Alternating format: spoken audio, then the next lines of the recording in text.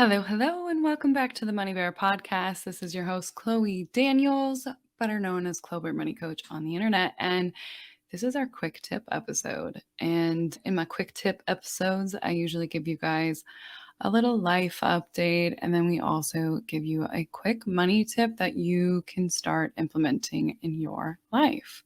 So I hope you guys don't hear the snoring of my dogs in the background. There's like the soothing sound of not one, but two dogs in my room right now.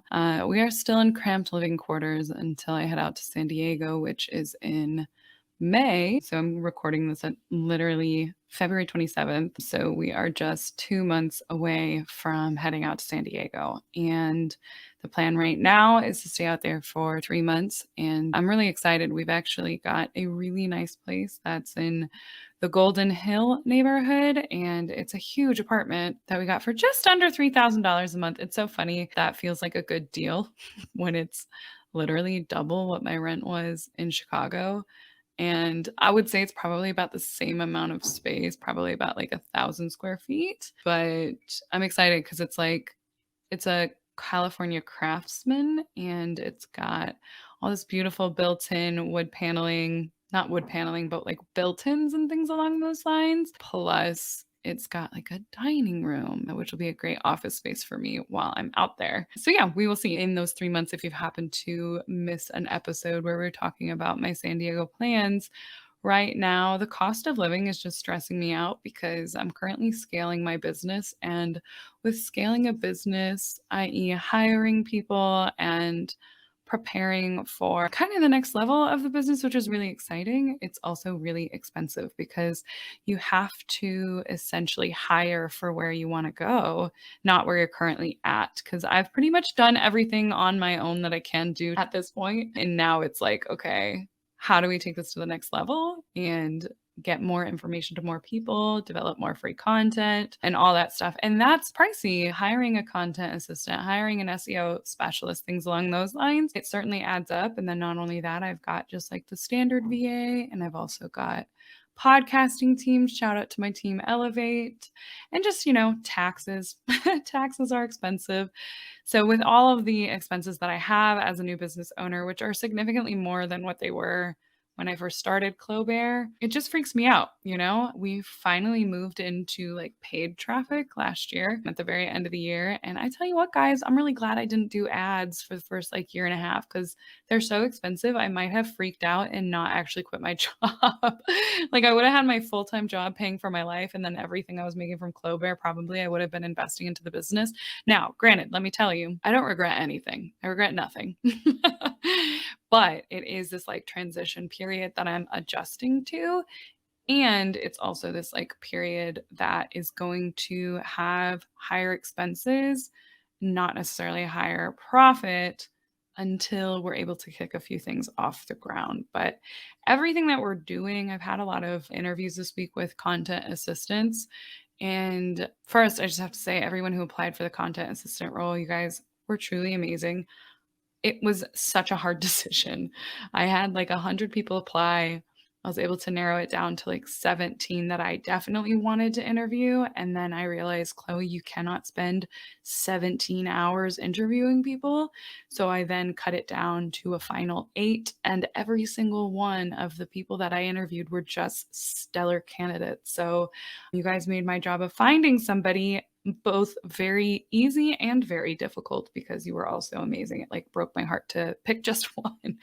So anyway, with that, we'll be able to really dedicate more resources to creating free content on the blog and really just focusing on providing more education and allowing us to scale. So I'm really excited about that. But like I said, all of those things come with a cost.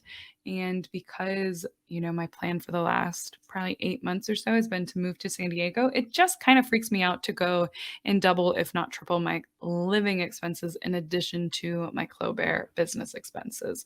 So we will see where the road takes us, but I have a feeling I'm probably going to end up getting a house in Tucson, probably rent for the first year and then buy after that. But we'll see what happens. There's this like voice in the back of my head that just really wants a house. And I had to like come to terms with that because I've been such a happy renter for so long and I really love the flexibility of renting.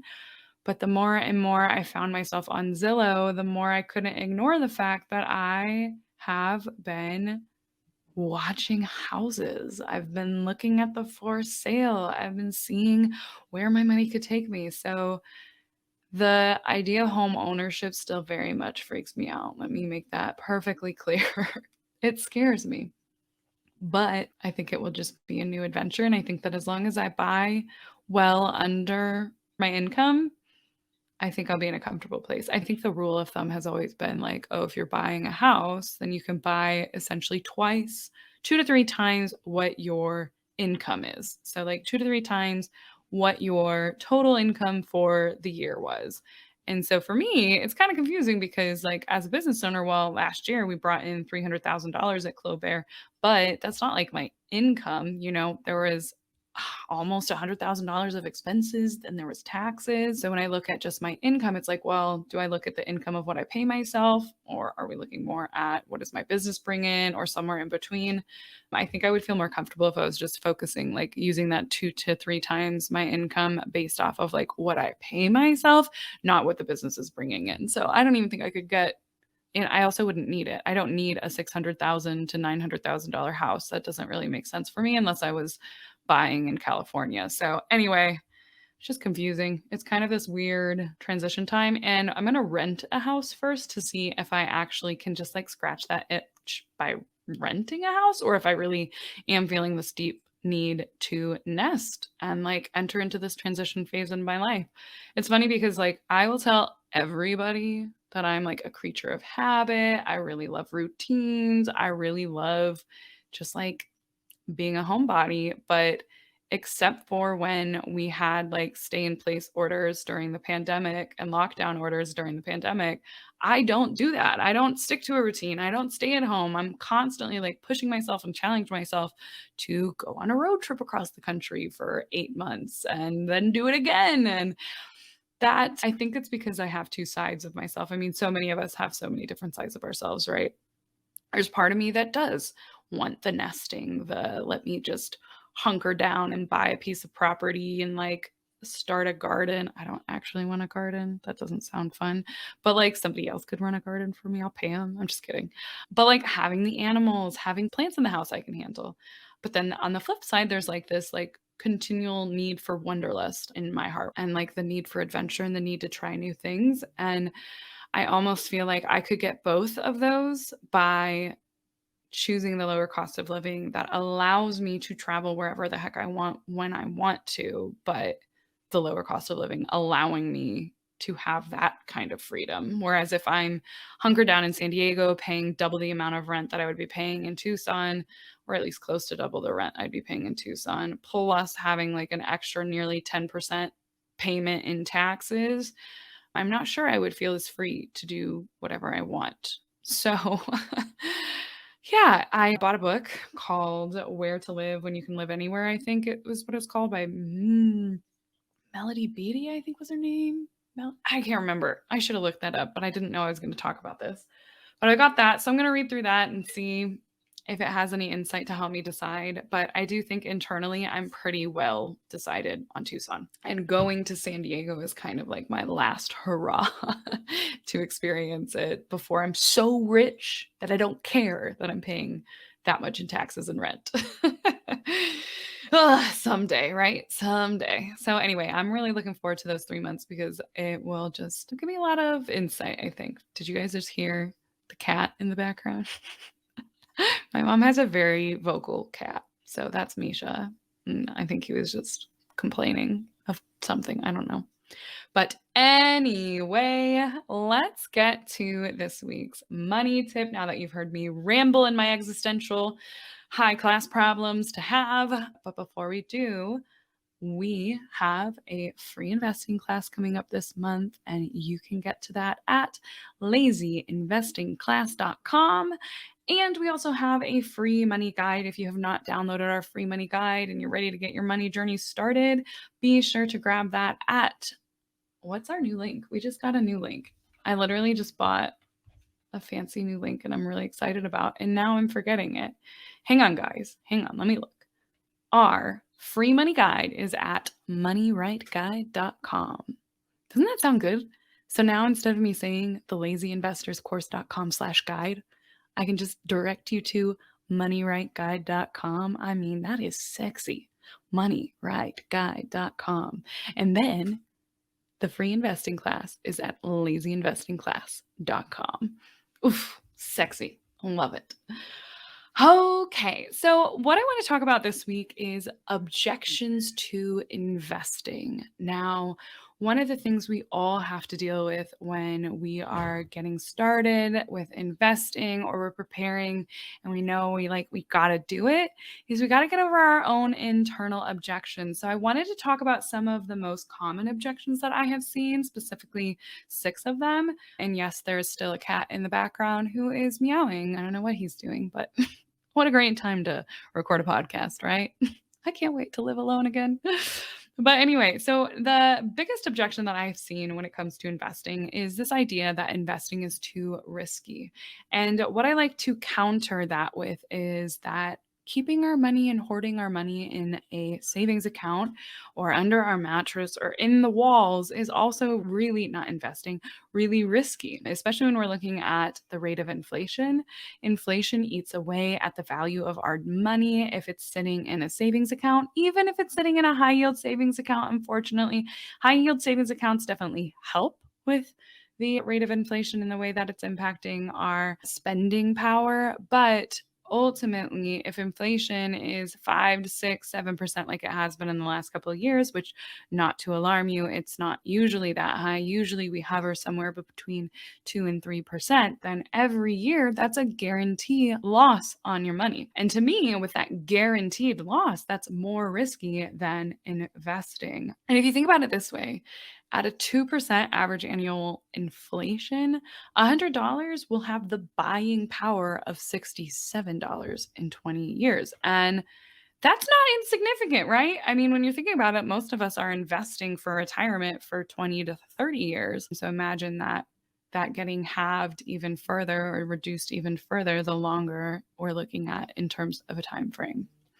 Now, the next biggest objection that I see when it comes to investing is that folks say that they don't have enough money to invest. And my argument to that is every bit helps. And these days, you can start with as little as $1. Back in the day, there used to be minimums for every brokerage out there. You had to have a minimum of $3,000 or more to invest. And that's just not the case anymore. So, yes, Vanguard still has minimums for their mutual funds, including their index mutual funds, but they have ETFs that you can purchase with as little as $1. Fidelity has no minimums on their ETFs or their mutual funds. And a lot of brokerages out there have gotten rid of those minimums so that you can start investing with what you got. You don't have to wait until you have $100 a month or $200 a month or $300 a month. You can start with what you have.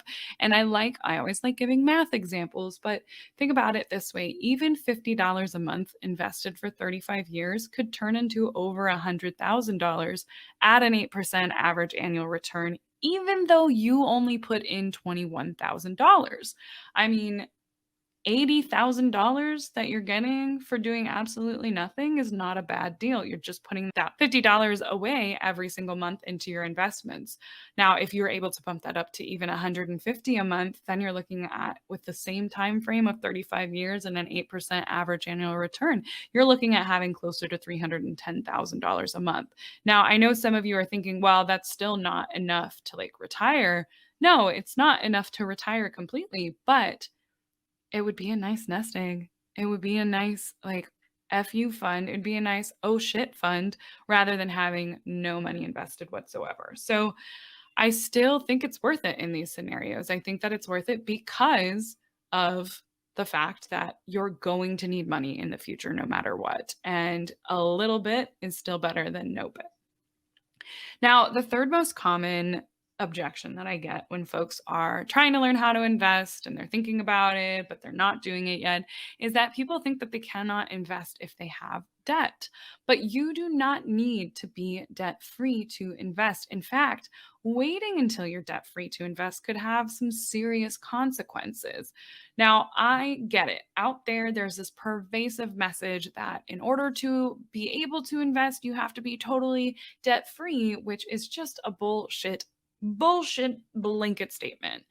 Everybody's financial situation is different. And whether you should invest or whether you should pay off debt, it's usually not as black and white as we would like it to be. Sometimes you need to do a little bit of both. And I would argue that most of the time you need to be doing a little bit of both. When I paid off about $40,000 of debt in 2 years, which I do regret paying it off early because of how low the interest rates were, I never completely stopped investing. I was still getting my employer match, and I think I was doing even a little bit more than my employer match. And I'm really glad that I didn't stop investing in those years. I certainly wouldn't have seen the growth of my net worth to the extent that I've seen in these last couple of years had I just been like, no, I'm just going to invest. You can do a little bit of both. And when you're using something like your 401k, not only are you helping your future by investing, but you're also reducing your taxable income by putting that money into a 401k. So a lot of times you don't even notice that it's like gone. You don't even notice that it's not there. Now, the fourth reason that I hear a lot of people saying that they aren't investing yet, or this is the reason they're not investing, is because they're worried that now is not a good time to be investing because stocks are down. Now, I want to counter that argument with a scenario. I want you to think that if you have a list of things that you need to buy at Sephora and stuff you were going to buy anyway, and suddenly Sephora had a 30% off store wide sale, would you say, I'll wait until prices go back up? Like, once they go back up, then I'll buy. No, you wouldn't. So why do we do that with the stock market? We got to get in there and get a discount. And that's why I'm such a huge fan of dollar cost averaging. So dollar cost averaging, essentially all that is that you're consistently putting money into the stock market. So whether that's every month, whether that's every week, whether that's every quarter, usually when we're talking about dollar cost averaging, though, we are talking about every single month, because the whole point is if you stay consistent, you're buying when the market's high, you're buying when the market's low, you're buying when the market's anything in between. And when you're buying when things are high and you're buying when things are really low, the average buy-in price that you're getting in at is going to be somewhere in the middle. So you're not having to necessarily time the market or worry about it. You're just kind of coasting and you're continuing to put money in the market. It's one of the most effective ways to make sure that you are not only consistently investing and sticking to the plan, but you're getting a good, quote unquote, good price for the investments that you are purchasing. So I personally, last year with the down market, I invested more than I ever had before. And I'm really hoping to do the same this year. Although, like, I'm trying not to put as much pressure on myself, but it's because I knew that the power of getting money in, getting 60 grand into the market more than I had ever done before was going to be huge over the long term. So get in there, get your 30% off, and like just stick to your plan. Now, the fifth reason that a lot of folks do not start investing is because they are afraid they'll lose money. But what I have seen in both with my students and my one on one clients and in workshops and on Instagram and TikTok, all the places, is that the folks who are the most afraid are the folks who still have a lot of education to do on the stock market. They still have a lot to learn and they don't necessarily fully understand how the stock market works or the options that are available to them. And the thing is that we lose money every day on things we randomly purchase. And this is something I don't think we think about.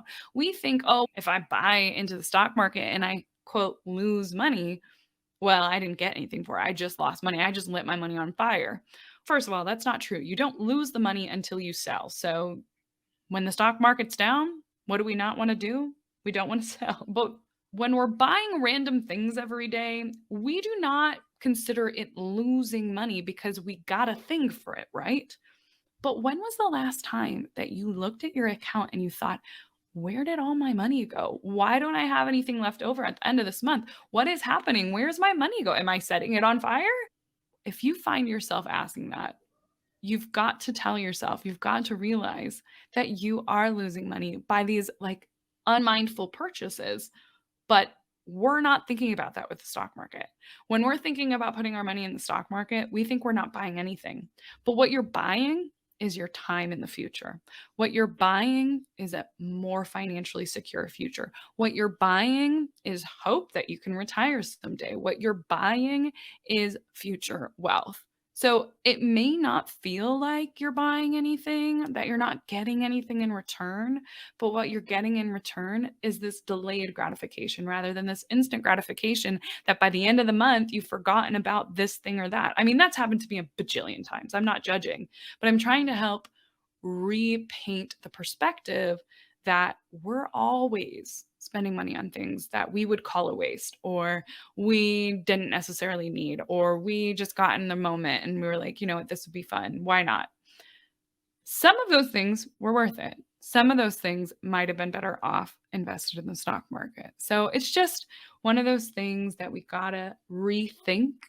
We are buying something, we are paying for our spot in the future.